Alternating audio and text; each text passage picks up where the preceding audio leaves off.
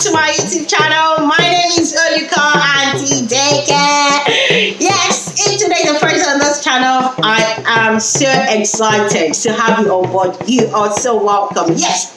So today we're going to do the final roundup of means of communication in the olden days. Okay, and we're going to be discussing about the signs, okay, that we use in communicating, and then the objects as well that we use in communicating. Now, the signs are called ami, okay, and the objects are called aroko, okay, aroko. Now, as you know, before we go into our lesson for today, we're going to be greeting everyone together in Yoruba language on the count of Enyo, Enyo, Oya, Ekaro, Ekaso, Ekale. Akudede àsìkò ní gbogbo tí a bá ti ń gbọ́ mi lónìí. Orúkọ tèmi ni olùkọ́ àtijó bẹ́ẹ̀ ni. Ní orí ètò lónìí, a máa kọ́ nípa àmì àti àrokò pípa. Àmì jẹ́ nǹkan tí à ń ṣe sí orí nǹkan fún ìdánimọ̀ àti fún ìbáraẹnisọ̀rọ̀.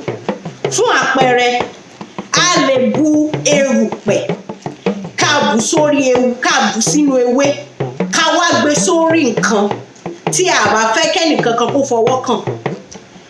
Tí ẹlòmíràn bá kọjá ń bẹ̀ tó bá rí iyẹ̀pẹ̀ nínú ewé yẹn lórí nǹkan, yóò mọ̀ pé ẹni tó gbé nǹkan yìí síbí kò fẹ́ kẹ́nikẹ́ni fọwọ́ kàn nìyí. Ara àwọn ọ̀nà tí a fi ń bára wa sọ̀rọ̀ láyé àtijọ́, àpẹẹrẹ kan nìyẹn. Òmíràn tún ni wípé tí a bá rí igi èso, ká sọ wípé fún àpẹẹrẹ igi ọsàn, tí a bá mú aṣọ pupa, tí a bá so mọ́ ẹ̀ka kan lára igi ọsàn yẹn, à ń sọ fún ẹnikẹ́ni wípé kí wọ́n má ká èso kankan ní orí igi yẹn. Tí ẹnikẹ́ni bá rí, wọ́n á mọ̀ pé igi èso yìí, aṣọ pupa wà lórí ẹ̀, a gbọ́dọ̀ dé ibẹ̀ ká èso kankan bó ti wò ó kéré mọ́. Ọ̀nà mìíràn ni pé tá a bá rí igi gbọ́ọ̀rọ̀ tá a dá ní àdáàdá tán, tá a wá dorí rẹ̀ kodò sígun mẹ́rẹ̀ẹ̀rin ilẹ̀, à ń sọ fún àwọn èèyàn wípé ẹnikẹ́ni ò gbọ́dọ̀ ṣe nǹkan kan ní orí ilẹ̀ náà. Ṣó ti yé wa? Oríṣiríṣi bẹ́ẹ̀ bó ṣe wà ní. Lẹ́ẹ̀kejì ni àrokò pípa. Àrokò pípa jẹ́ bíi ká mú nǹkan fúnyàn kan lọ bá wa mú fúnyàn kan. Ẹni tá a fi àrokò ẹ ránṣẹ́ sí, ó mọ̀ túmọ̀ nǹkan tó fi. Fún àpẹẹrẹ, láyé àtijọ́ tí ìlú kan tó bá fẹ́ ogun, ó ní irú bó ṣe máa ń di àrokò yẹn, ó ní irú ewé àtàwọn bó ṣe máa ń wé tí wọ́n fi ránṣẹ́ sí ìlú mìíràn pé à ń bọ̀ wá jà yín lóògùn. Ṣóyè yín? Tí bóyá obìnrin, ọkùnrin jábàálẹ̀ ẹ̀, bọ́ bá mú aṣọ pupa yẹn lálẹ́ ìgbéyàwó tó mú lọ fún ilé bàbá ìyàwó, wọ́n mọ̀ wípé wọ́n bọ́mọ wọn lé ń díá nígbà tí wọ́n bá. Oríṣiríṣi àrokò ló wà tá à ń lò nílẹ̀ Yorùbá. Gẹ́gẹ́ bẹ́ẹ̀ ni ìtumọ̀ èdè Gẹ̀ẹ́sì máa fi káwọn akẹ́kọ̀ọ́ ló yẹ máa bá wa ká lọ.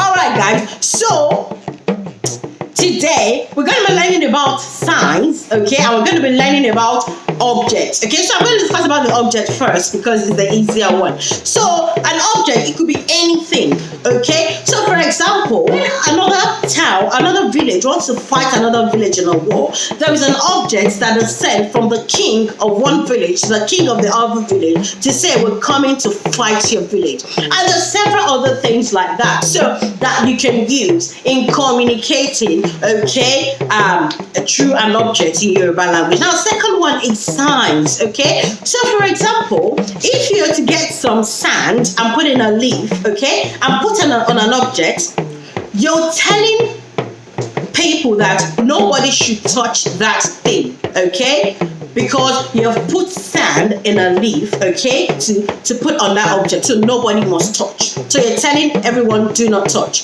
Now another one is, if you've got a fruit tree, let's say an orange tree for example, and you tie a red cloth to the branches, you're telling people that no matter how small the fruit is on that tree, do not take any fruit from that tree.